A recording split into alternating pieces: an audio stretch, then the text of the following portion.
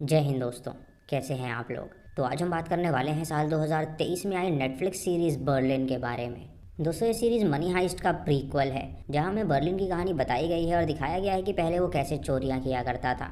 Episode 1 की starting में हम बर्लिन को देखते हैं, जिसकी तीसरी बीवी उसे तलाक देकर जा रही होती है और बर्लिन इससे बहुत ज़्यादा दुखी था क्योंकि उसको सच्चा प्यार अपनी लाइफ में मिल ही नहीं पा रहा था। तभी उसकी टीम वहाँ पर आती है, जो कि उसे गाड़ी में बैठा कर ले जाती है जहाँ पे वो चोरी करने वाले थे। उसकी टीम में टोटल 4 लोग और थे, जिसमें से पहली थी कीला, जो कि एक इलेक्ट्रिक इंजीनियर थी और वो हैकिंग वगैरह बहुत ही अच्छी तरह जानती थी। दूसरा होता है रॉय, जो कि लॉक्स तोड़ने में बहुत ही ज़्यादा माहिर था। तीसरा होता है दामियान, जो कि एक प्रोफेसर था और वो मास्टरमाइंड भी था और वही ये सारी चोरियां प्लान करता था। और चौथा होता है ब्रूस, जो कि सैटेलाइट बहुत ही अच्छी तरह संभाल सकता था और वो वेपन्स और लड़ाई में बहुत ज़्यादा माहिर था। वो पांचों पुलिस वाले बन के एक रॉयल डिनर में पहुंचते हैं, जहां पे वो एंटोनियो नाम के बंदे को एक फेक सर्च वारंट दिखाते हैं और उसे कहते हैं कि उन्हें खबर मिली है कि वो महंगी चीज़ों की स्मगलिंग करता है, इसीलिए उन्हें उसकी तिजोरी की तलाशी लेनी होगी। ये सुन के एंटोनियो बर्लिन को अपनी तिजोरी में ले जाता है और वहाँ पे बर्लिन एंटोनियो को बताता है कि दरअसल वो पुलिस वाले हैं ही नहीं, वो बस यहाँ पे वो प्राचीन प्याला लेने के लिए आए हैं जो कि उसके पास मौजूद है। एंटोनियो वहाँ पे लड़ाई नहीं चाहता था, इसीलिए वो प्याला उसे वो सौंप देता है। और उसके बाद जब वो वहाँ से जाने लगते हैं तो एक बंदा उनसे कहता है कि उसे वो कहीं से पुलिस वाले नहीं लगते। तभी बर्लिन उस बंदे को बाहर लेकर जाता है और उसे घुटनों पे ले आता है और उसे कहता है कि वो सबके सामने हीरो बनने की कोशिश ना करे, वरना वो एक गोली में उसका सर उड़ा देगा। वो उसे ये भी कहता है कि वो जानता है कि वो अपनी गर्लफ्रेंड के सामने हीरो बनने के लिए ये सब कर रहा है, लेकिन वो ये बात याद रखे कि प्यार जैसी कोई चीज़ इस दुनिया में नहीं होती। अगले दिन वो एक होटल में रुकते हैं जहाँ पे वो अपनी प्लानिंग करने वाले थे। बर्लिन एक और मेंबर को ज्वाइन करता है जिसका नाम कैमरन होता है और उस लड़की को किसी ने धोखा दिया था, जिसकी वजह से वो बहुत ज़्यादा मेंटली इल हो गई थी, लेकिन अब वो रिकवर कर गई थी और उनका साथ चोरी में देने के लिए आई थी। उसके बाद बर्लिन और दामियान सबको अपना प्लान बताते हैं और कहते हैं कि इस प्याले की मदद से वो लोग 44 मिलियन के गहनों की चोरी करने वाले हैं। सभी उस प्लान को समझ जाते हैं और अगले दिन वो लोग एक फादर से मिलने के लिए जाते हैं, जो कि एक प्राचीन चर्च में अपनी प्रेयर्स पढ़ा करता था। बर्लिन उसे बताता है कि वो एक प्रोफेसर है और ये सारे उसके स्टूडेंट्स हैं और उनके रिसर्च के दौरान उन्हें पता चला है कि उसके चर्च के नीचे ढेर सारा खजाना है, इसीलिए वो लोग वहाँ पे खुदाई करना चाहते हैं और देखना चाहते हैं कि वहाँ पे सच में खजाना है या नहीं। ये सुन के फादर बहुत खुश हो जाता है क्योंकि अगर सच में वहाँ पे खजाना मिलता है तो चर्च को उससे बहुत ज़्यादा फ़ायदा था। वो उन्हें बेसमेंट में ले जाता है और उन्हें इजाज़त दे देता है वहाँ पे खुदाई करने के लिए। दोस्तों, दरअसल सच बात ये थी कि उस चर्च के नीचे से एक टनल होके गुजरती थी, जो कि पेरिस के सबसे बड़े नीलामी घर में जाके खुलती थी और कुछ दिनों बाद वहाँ पे बहुत ही महंगे गहनों की नीलामी होने वाली थी, जिसे वहाँ के लॉकर में रखा जाना था और उनका प्लान था वहीं से उसे चुराने का। बर्लिन उन्हें ये भी बताता है कि उनके होटल के ठीक सामने उस नीलामी घर का डायरेक्टर रहता है, जिसका नाम पॉलिग्नाक है और वो अपनी बीवी के साथ वहीं पे रुका हुआ है। उन्हें उसके घर में जाकर सीसीटीवी कैमरास लगाने होंगे ताकि वो उस पर निगरानी रख सकें। जब वो सभी वहाँ पे जाने के लिए तैयार हो रहे होते हैं तो वो रॉय को देखता है, जो कि कैमरन को देख रहा था और ये देखकर वो उसे समझाता है कि कैमरन उसकी कॉलीग है, इसीलिए वो उससे पर्सनल कोई भी संबंध ना रखे। ये सुन के रॉय उससे कहता है कि वो चिंता ना करे, वो ऐसा हरगिज़ नहीं करेगा। कुछ देर बाद पॉलिग्नाक जब अपनी वाइफ के साथ उस बिल्डिंग से बाहर निकलता है तो वो सभी उसके घर में बहुत ही चालाकी से दाखिल हो जाते हैं और कई सारे कैमरास फिट कर देते हैं। रात को रॉय कैमरन के पास आता है और उससे कहता है कि वो उसे ऐसे ना देखा करे, क्योंकि बर्लिन को बिल्कुल भी पसंद नहीं है कि वो दोनों कोई रिलेशनशिप में आए। इधर बर्लिन और दामियान पॉलिग्नाक और उसकी वाइफ पे नज़र रख रहे थे और दामियान बर्लिन से कहता है कि वो चिंता ना करे, उसे कोई ना कोई लड़की ज़रूर मिल जाएगी। उसकी वाइफ और वो 25 साल से एक साथ हैं और वो दोनों कभी अलग होने का सोचते ही नहीं हैं। ये सुन के बर्लिन उससे कहता है कि सच्चा प्यार जैसी कोई चीज़ नहीं होती। तभी बर्लिन पॉलिग्नाक की वाइफ को देखता है, जो कि उसके सोने के बाद अपनी लाइफ एंजॉय कर रही थी। फिर वो देखता है कि वो कपड़े पहन के बाहर जा रही है, तो वो भी उसका पीछा करता है और एक बार में पहुंचता है, जहाँ पे वो देखता है कि बार में उसकी वाइफ गाना गा रही है। ये देखकर उसे उससे प्यार हो जाता है और वो उसे पाने का सोचता है। अगले दिन जब फादर चर्च में आता है तो वो सभी उसे बताते हैं कि उसके चर्च के नीचे से उन्हें एक प्याला मिला है, जो कि बहुत ही प्राचीन है। और दोस्तों, ये वही प्याला था जो कि उन्होंने पहले चुराया था और उसे उन्होंने ज़मीन में प्लेस कर दिया था ताकि फादर को लगे कि सच में उसके नीचे कोई ना कोई खजाना है। फादर ये देखकर खुश हो जाता है और उन्हें इजाज़त देता है और भी खुदाई करने के लिए। अब बर्लिन कैमरन को पटाने की कोशिश करने लगता है और वो उसका पीछा करते हुए रेस्टोरेंट में जाता है और उससे बातें करता है। वो उससे कहता है कि उसका नाम सिमोन है और वो पेरिस घूमने के लिए आया है और कल उसने बार में उसका गाना सुना था और उसे वो बहुत ही ज़्यादा अच्छा लगा था। वो जानबूझ के उसकी फेवरेट बुक भी लेकर आया था और उसे देखकर वो उससे पूछती है कि क्या उसे वो पढ़ता है, तो वो उससे कहता है कि उसे ये ऑथर बहुत ज़्यादा अच्छा लगता है। जब कैमिल वहाँ से जा रही होती है तो वो उसकी तरफ नहीं देखती, जिससे उसे लगता है कि शायद उसने कुछ गलती कर दी है, इसीलिए वो उसमें इंटरेस्टेड नहीं है। इधर खुदाई करते वक्त उन लोगों को वो टनल मिल जाती है और वो सभी उसे और खोदने लगते हैं ताकि वो अपनी डेस्टिनेशन तक पहुंच सकें। बर्लिन कैमिल की जब बातें सुनता है तो उसे पता चलता है कि उसके पति से उसकी लड़ाई हो गई है, क्योंकि वो उसके साथ ओपेरा देखने जाना चाहती थी लेकिन वो नहीं जा रहा है। इसीलिए बर्लिन टक्सीडो पहन लेता है ताकि वो उसके साथ वहाँ पे जा सके। तभी बेसमेंट में फादर आता है जो कि उन सबसे कहता है कि वो उस प्राचीन प्याले को ले जाना चाहता है ताकि वो उनके यूनिवर्सिटी के डीन को दिखा सके कि उन्हें यहाँ पे क्या मिला है। वो उस प्याले को ले जाने लगता है और वो उसे नहीं रोक पाते। और जब बर्लिन को ये पता चलता है तो बर्लिन रॉय से कहता है कि उसे वो जिम्मेदारी दे रहा है वो प्याला वापस छीन के लाने के लिए, और खुद वो कैमिल से मिलने के लिए जाता है। और इसी के साथ पहला एपिसोड खत्म हो जाता है। दूसरे एपिसोड की शुरुआत में बर्लिन कैमिल से मिलता है और उससे पूछता है कि वो कहाँ जा रही है। उसे बताती है कि वो ओपेरा जा रही है तो वो भी उसके साथ चलने के लिए तैयार हो जाता है। इधर रॉय और कामरॉन बाइक से निकल जाते हैं उस प्याले को छीनने के लिए, लेकिन जब वो फादर के हाथ से उसे छीनने वाले होते हैं तो फादर के कुछ दोस्त वहाँ पर आ जाते हैं और उन्हें रोक देते हैं। ये देखकर वो प्याला लेकर वहाँ से भागने लगते हैं और वो दोनों बंदे उनका पीछा करते हैं।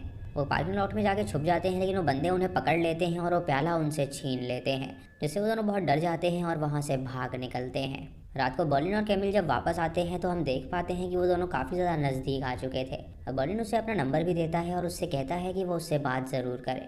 अगली सुबह ब्रूस केला के रूम में जाता है उससे कुछ मदद मांगने के लिए, और वो उससे फ्लर्ट भी करने लगता है जिससे केला को काफ़ी ज़्यादा अजीब लगता है। केला ऐसा प्रिटेंड करती है कि वो बहुत ही सख्त है, लेकिन कहीं ना कहीं वो ब्रूस को लाइक करने लगी थी। वो उसे अपने कोडिंग द्वारा बनाए गए वीआर दिखाती है जिसमें एक एनिमेशन होता है और उसे देखकर ब्रूस काफ़ी ज़्यादा इम्प्रेस हो जाता है। इधर दामियान कैमरन और रॉय के पास आता है और उनसे कहता है कि अब उन्हें चिंता करने की ज़रूरत नहीं है। फादर से जब वो प्याले को छीनने गए थे तो फादर बहुत ज़्यादा डर गए थे और उसके बाद उन्होंने डिसाइड किया कि वो वहाँ पे नहीं जाएंगे। इसीलिए वो प्याला उन्होंने उसके हाथ में सौंप दिया और कहा कि वो खुदाई जारी रखे।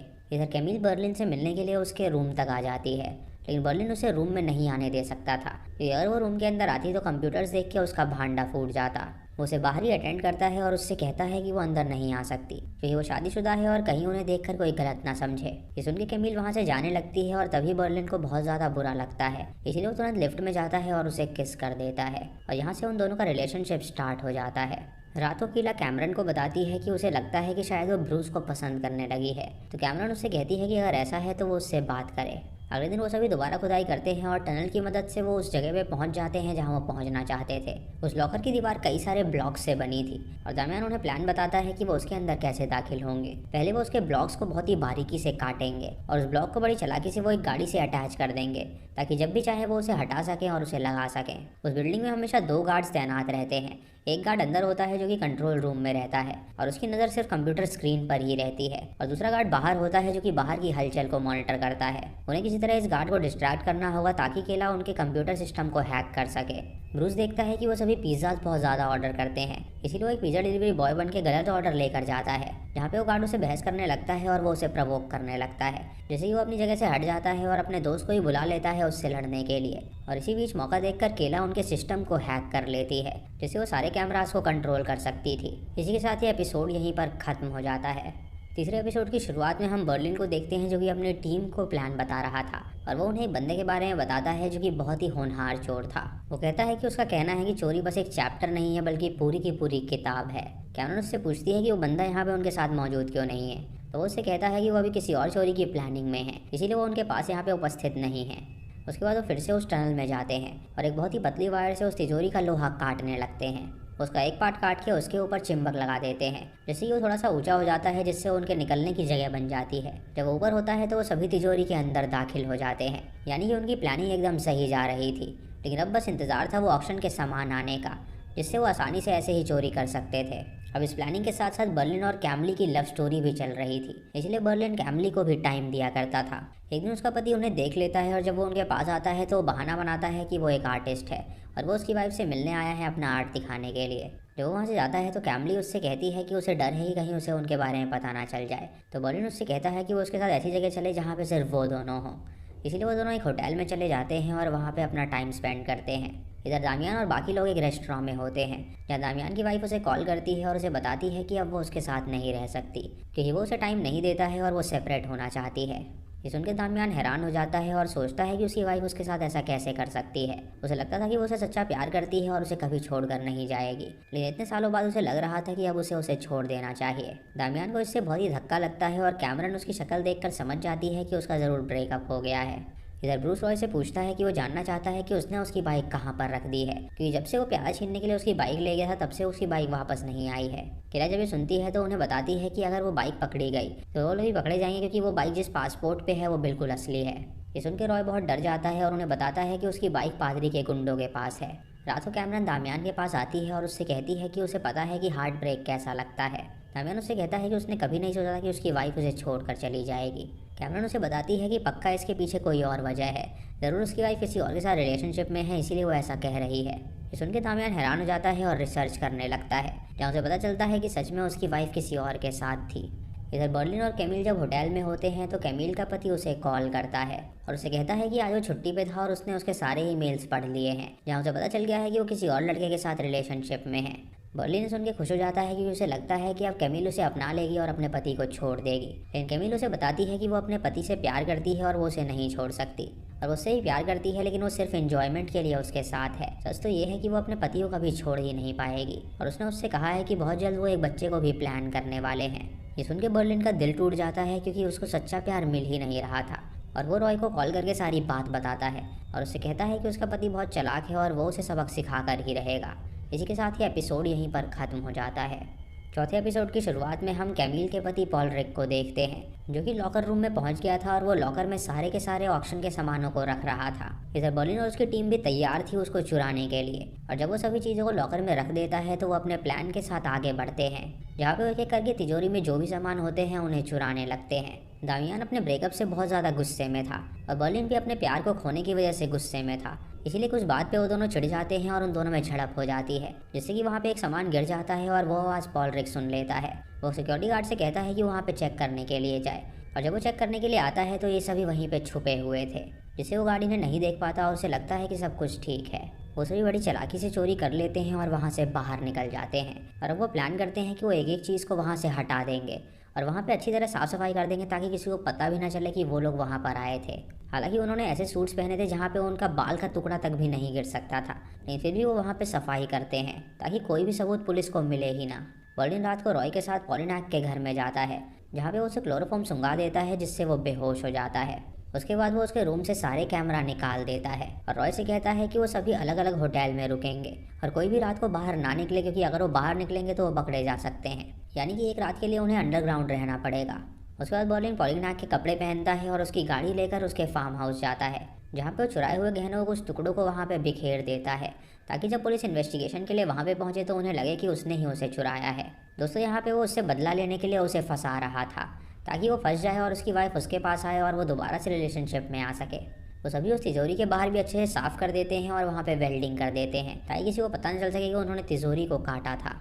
उसके बाद वो सभी टनल को भी अच्छी तरह फिल कर देते हैं और बड़ी चालाकी से वो सीसीटीवी कैमराज से अपना कंट्रोल भी हटा लेते हैं। रात को ब्रूस केला से मिलने के लिए आता है और उसे बताता है कि वो पेरिस नहीं छोड़ सकता, कि उसकी बाइक अगर पकड़ी जाएगी तो वो लोग उसके पासपोर्ट तक पहुंच जाएंगे। और वो ऑफिस गया था अपना पासपोर्ट चुराने के लिए, लेकिन वहाँ पे अलार्म लगे हुए हैं जिससे वो वहाँ पासपोर्ट नहीं चुरा पाया है, इसीलिए उसको उसकी मदद चाहिए वो पासपोर्ट चुराने के लिए। केला उससे कहती है कि बर्लिन ने सबको मना किया है बाहर निकलने के लिए, लेकिन वो उससे कहता है कि अगर वो पासपोर्ट वापस नहीं लाए तो उनकी सारी चोरी पकड़ी जाएगी। ये सुन के वो उसकी मदद करने के लिए तैयार हो जाती है।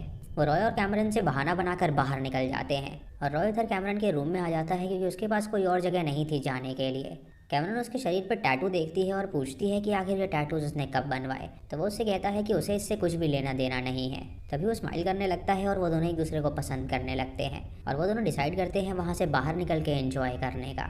इधर ब्रूस और कायला उस ऑफिस में पहुंचते हैं जहाँ कायला सिस्टम को हैक करके उसका पासपोर्ट निकालने की कोशिश करती है, लेकिन तभी सिक्योरिटी गार्ड उसे देख लेता है और उससे पूछता है कि वो कौन है। तो वो उसे बताती है कि वो यहाँ पे नई इंटर्न है और वहाँ पे और भी एम्प्लॉयज़ आ जाते हैं जो कि उससे सवाल जवाब करने लगते हैं। तभी कायला के सिस्टम में एरर आने लगता है तो सिक्योरिटी गार्ड उसके पास आके उससे कहता है कि उसे रीस्टार्ट करना पड़ेगा, और जब वो CPU को ऑफ करने के लिए झुकता है तो उसे टेबल के नीचे ब्रूस नज़र आता है जो कि वहाँ पे छुपा हुआ था। और इसी के साथ चौथा एपिसोड भी यहीं पर ख़त्म हो जाता है। तो दोस्तों ये थी पहले 4 एपिसोड्स की कहानी। इसकी आगे कहानी हम नेक्स्ट वीडियो में लाने वाले हैं, तो आप चैनल को सब्सक्राइब करके बेल आइकॉन ज़रूर दबा लीजिएगा। दोस्तों अगर आपको वीडियो पसंद आई हो तो हमें कमेंट सेक्शन में ज़रूर बताइए, और हाँ, वीडियो को लाइक और शेयर करना बिल्कुल मत भूलिएगा। तो मैं मिलता हूँ आपको अगली वीडियो में, तब तक के लिए जय हिंद।